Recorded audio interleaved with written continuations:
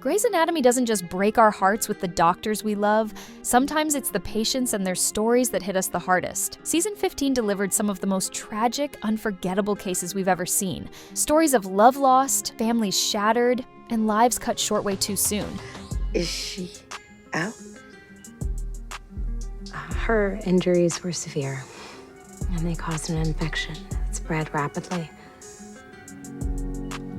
So sorry she didn't make it.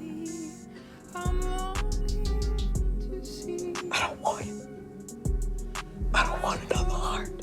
Cece. I don't want it. I killed that girl. That poor baby girl.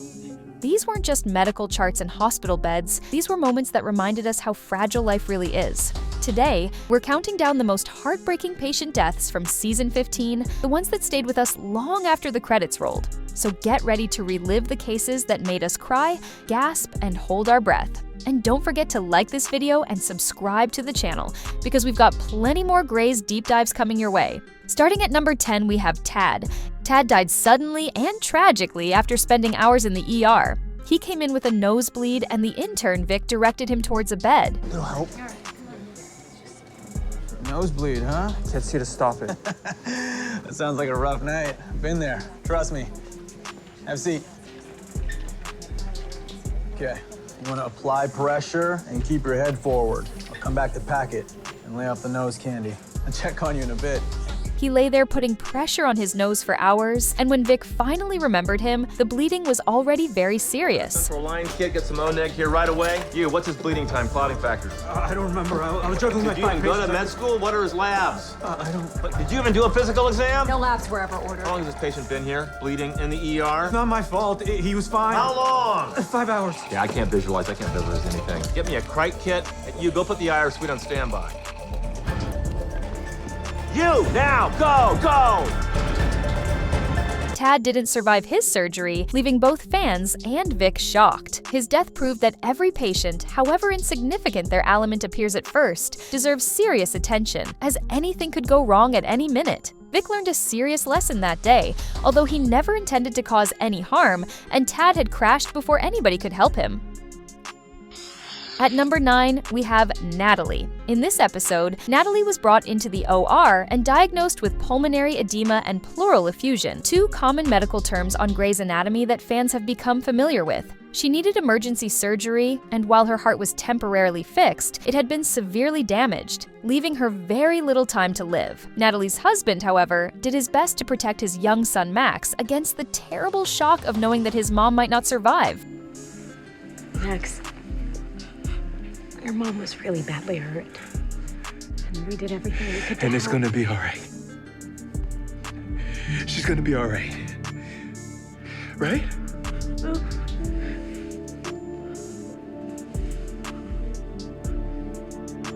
It was only after multiple attempts that Maggie could convince him to let Max say goodbye to his mother, while there was still time. Watching a father struggling to shield his son from the news that his mom might not make it, and Max's urgent desire to be with his mom, was difficult indeed.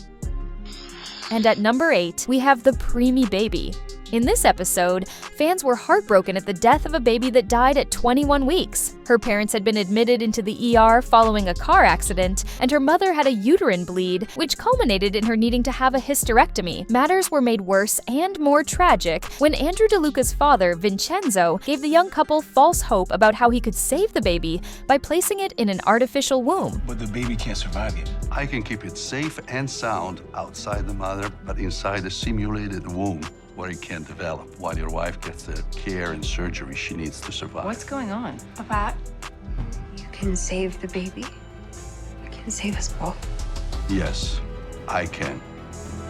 Given that the technology was not clinically approved, the doctors regretfully told the patients that there were just too many risks to proceed with Vincenzo's plan. The scene where the couple lost their baby was agonizing and hard for anyone to watch. At number 7, we have Josh.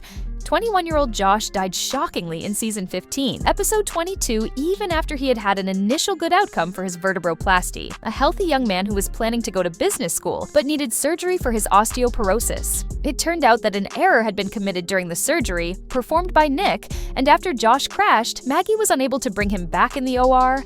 No. How? No. Massive pulmonary artery embolism. Bone cement. Okay, wait, I don't want to hear from you. I want to hear from you. The cement leak causing a blood clot. You went into cardiac arrest.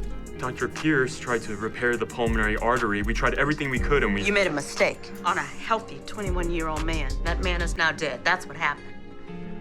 Josh's grandfather had to be informed of his grandson's death, and fans' hearts ached for him as he tried to come to terms with this shattering news. Phew! These stories are already pulling on the heartstrings, aren't they? If you've made it this far, I want to know, has any patient death from season 15 stood out to you so far? Which one has hit you the hardest up to this point? Let me know in the comments below. I'm really curious to hear which of these stories stayed with you. Coming off at number 6, we have Thatcher Grey. Thatcher Grey was a recurring character in Grey's Anatomy, although he appeared sparingly. He was diagnosed with leukemia, and his encounter with Meredith in the episode 11 was awkward but moving. The two were seeing each other for the first time since Lexi's passing, and the tension in the air was evident, thus adding a layer of tragedy to Thatcher's ultimate death.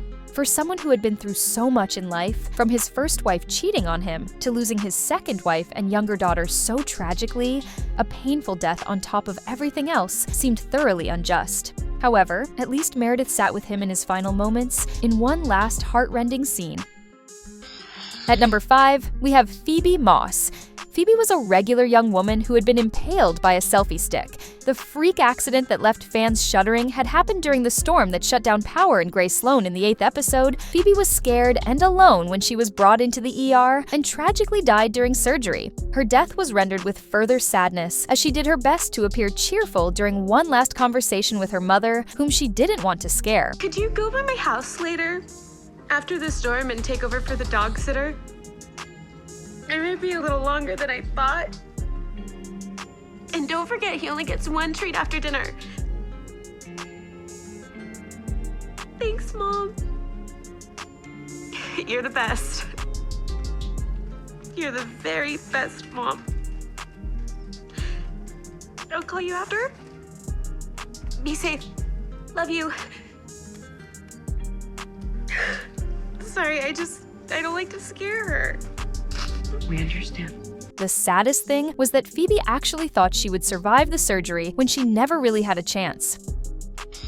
And at number 4, we have Frankie. In this episode, Frankie was a nurse who had been at Grey Sloan for a while and was loved by all. She had conceived after 3 rounds of IVF and decided to stay out of the OR to protect her baby, even when Richard advised her to undergo surgery for her spleen that was torqued around itself. So I'm gonna get you up to the OR. No, hold on. It could resolve on its own. Sometimes the spleen turns itself out. Highly unlikely. No, it happened. I have seen it. Possible, but Frankie... 28 weeks. The only way to make sure that this baby stays safely inside of me is to stay out of that OR. I know the risks. I don't care. Frankie, listen to me. $41,632. That's what this kid costs. 3 rounds of IVF and a miscarriage. I'm not telling you that so you feel sorry for me. This baby is worth every time. All of it. In the space of that one episode, it was made clear that Frankie was a force to be reckoned with, having faced many challenges in her life. However, this was one battle that she lost, as she ultimately had to be taken to surgery and couldn't be resuscitated despite the doctor's best efforts. They did save her baby, though, and the entire nursing staff at Grey Sloan took it upon themselves to take care of the baby for whom she had literally given her life. At number 3, we have Cece. In episode 9, Cece, who had had a recurring role since the start of the season and was one of the most likable and memorable patients on Grey's Anatomy, died tragically during her kidney transplant.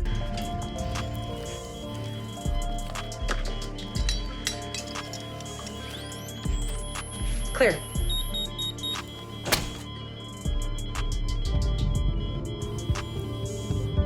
Come on, Cece. Please. Charge at 30. Clear. Please. Again. Please. Cece was friendly, cheerful, and took an interest in people's lives. Her death thus affected the staff at Grey Sloan pretty badly. It even seemed as if she would make it after her heart transplant went smoothly. But then she coded during her kidney transplant, leaving everyone deeply disturbed.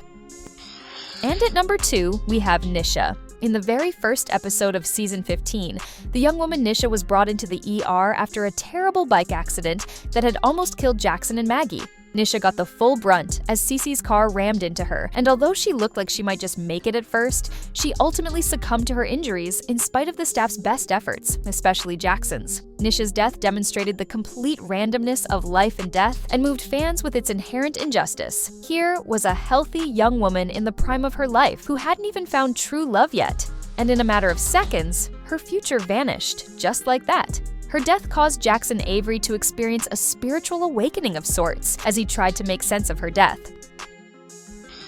Finally, at number 1 we have Natasha. One of the most tragic deaths in the season was that of Natasha Dion in episode 12. She had already been in the hospital for over a month when fans first met her. She started showing significant improvements, raising hopes for her recovery all around. Like I haven't breathed on my own in 2 months. Then you're doing well. And especially for her fiancé Garrett. But unfortunately, her condition started deteriorating soon after, until she and Garrett decided that she should go off life support. Natasha's death was heartbreaking, especially since she had first shown signs of recovery, allowing everyone, and Garrett in particular, to have some hope. The scene where the staff and doctors give Natasha her wedding under the stars inside the hospital room didn't leave many dry eyes.